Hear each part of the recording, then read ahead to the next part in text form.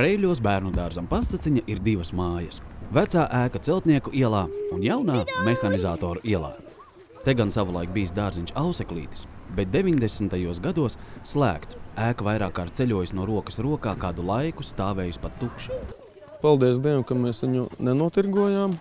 Šīs ēkas palika domas īpašumā, un ar Eiropas šī fonda atbalstu tiešām mēs izremontējām tad, kad bija nepieciešams. Lai te saimniekotu lāčuki, zīļuki un odziņas, projektā, ko administrējusi Valsts reģionālās attīstības aģentūra, atjaunota gan ēkas iekšiene, gan āriene, nomainīts jumts un nosiltinātas sienas, atjaunots ēdināšanas bloks un izremontētas grupu telpas. Tad, kad tika veikti remonta darbi, tad pilsētas dome sarunāja ar celtniekiem, ka viņi nāks konsultēties tieši ar mums, un celtnieki arī krāsoja tā, kā mēs vēlējāmies.